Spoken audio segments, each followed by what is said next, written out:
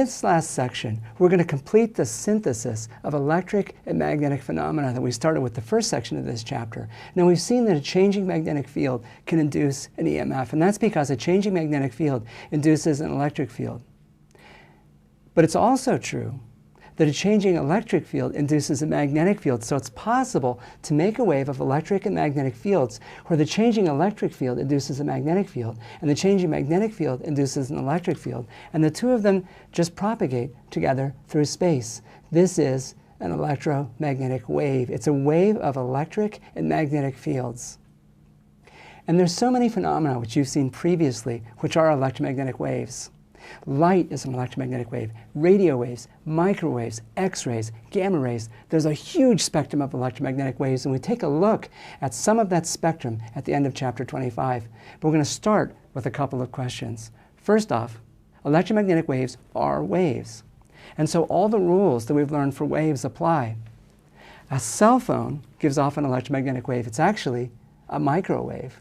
And another thing that gives off microwaves is a microwave oven. Now, a cell phone gives off microwaves of about 1.9 gigahertz. A microwave gives off microwaves with a frequency of about 2.4 gigahertz. So here's a question for you.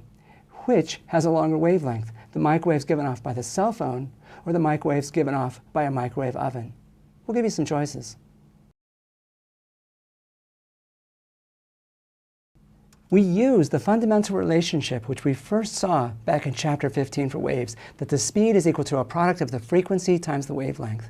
Well, the speed for every electromagnetic wave is the speed of light, for which we use the symbol c. So the relationship reduces to this. And this is the version of that fundamental relationship which we'll see in chapter 25. Microwaves, and indeed any electromagnetic wave, travels at the speed of light. So we use the basic relationship in the form presented in chapter 25, and we see this. If I have a high frequency, it's a short wavelength. If I have a low frequency, it's a longer wavelength.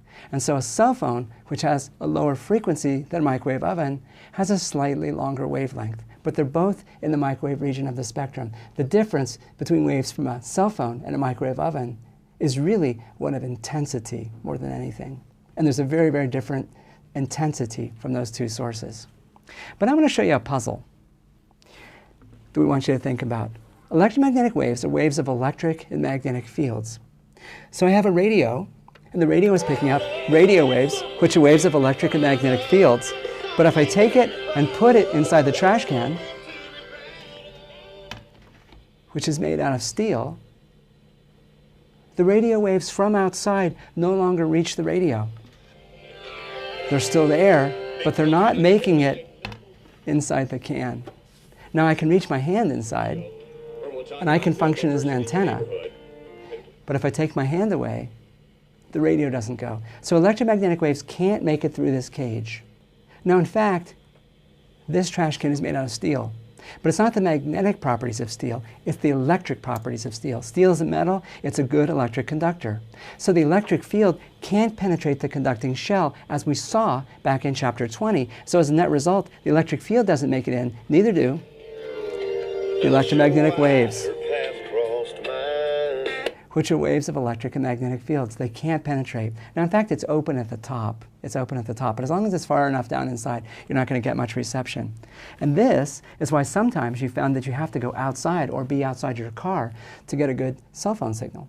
That's because you're inside a conducting shell, and you don't get the penetration of electromagnetic waves because the electric fields can't make it through a conductor. Now let's look at some of the fundamental properties of electromagnetic waves. And we're going to talk about something called polarization. The polarization is the plane of oscillation of the electric field of an electromagnetic wave. We have a couple of devices here that show this. This device right here emits microwaves. And the microwaves are waves of electric and magnetic fields. And this is horizontally polarized. The electric field is along this axis. And here's a detector. And the detector will only pick up the microwaves if the electric field is along this axis.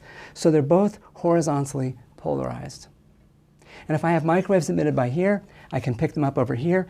This is connected to a stereo amplifier.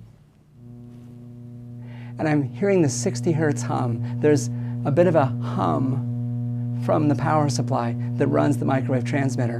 And we can tell that it's a signal that's being transferred from here to here, because if I put my hand in between, and you know that my hand is apt to absorb microwaves. If you put your hand inside a microwave oven, it would warm up. So I block the microwaves from reaching the receiver. But we can do something more interesting than just a hum. Let's put some music on. And we've modulated the transmitter. So now we have music being transmitted from here to here via microwaves, which I can stop. But this is horizontally polarized. If I take the detector and arrange it so that it only detects vertically polarized microwaves, I get nothing.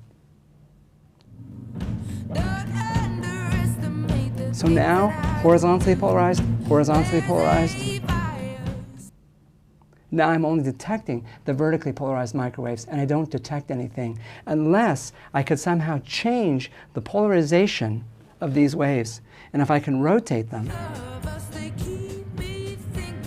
and in fact I can do that, I can take this polarization and I can rotate it so that it's able to be detected at the second device. Now I'll show you something else we can do with microwaves. I'm going to explore the concept of a polarizer, because this thing right here was a polarizer. It's got strips of conducting tape, so it's a conductor along this axis. So if the electric field is this way, it can't go through, because electric fields can't go through a conductor. If the electric field is this way, there's no conducting paths in this direction. And so the electric field can go through. So electromagnetic waves can go through if they're polarized this way. They can't go through if they're polarized this way. So this will only transmit microwaves of a particular polarization state.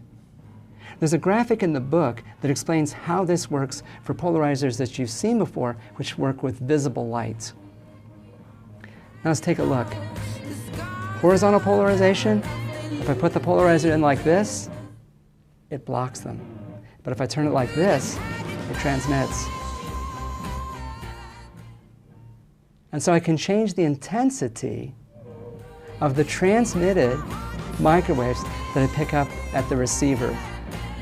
And when you do this with visible light, there's something called Malice's law, which we show in the book that explains how this works.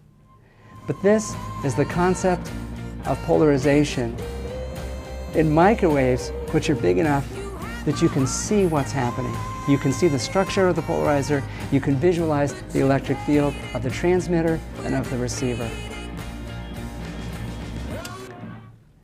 Now, we want to look at the spectrum of electromagnetic waves. And in the book, we have a chart that shows the wide spectrum of electromagnetic waves that we have. And they span a wide range, not just of wavelengths, but also of energies, which is the concept we want to talk about right now.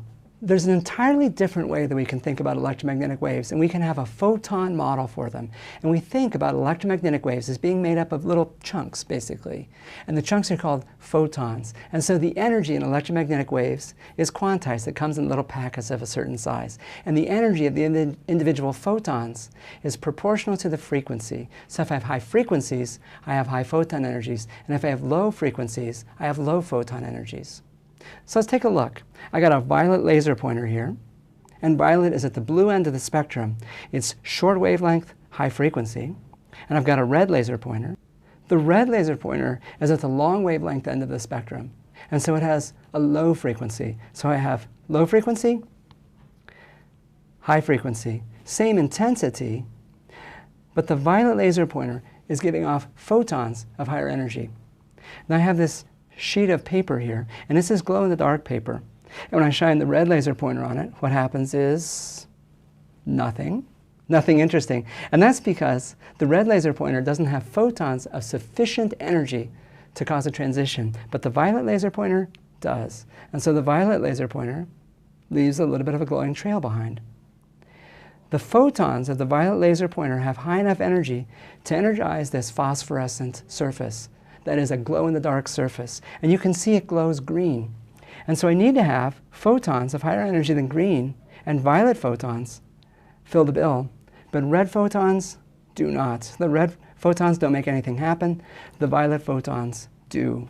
So all electromagnetic waves have certain similarities. They're all waves of electric and magnetic fields, but they have differences. And the differences are described by the differences in wavelength and the differences in photon energy.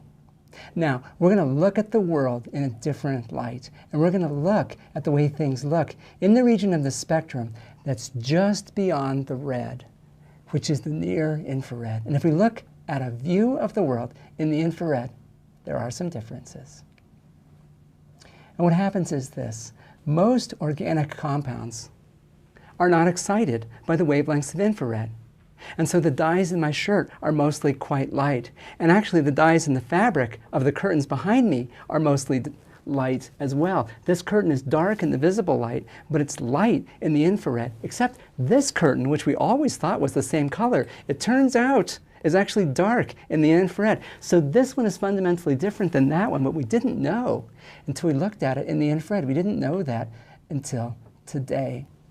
And now I've got this wonderful box here, and this wonderful box, totally clear in the infrared, but in visible light it's opaque. It passes infrared, it does not pass visible light. So you can see inside it, and you can see inside, I've got the little stuffed animal, which is black and white, but in the infrared, it's all the same color. And we finish up chapter 25 by looking at the similarities and the differences between the different parts of the electromagnetic spectrum and thinking about differences in how things look in different parts of the electromagnetic spectrum.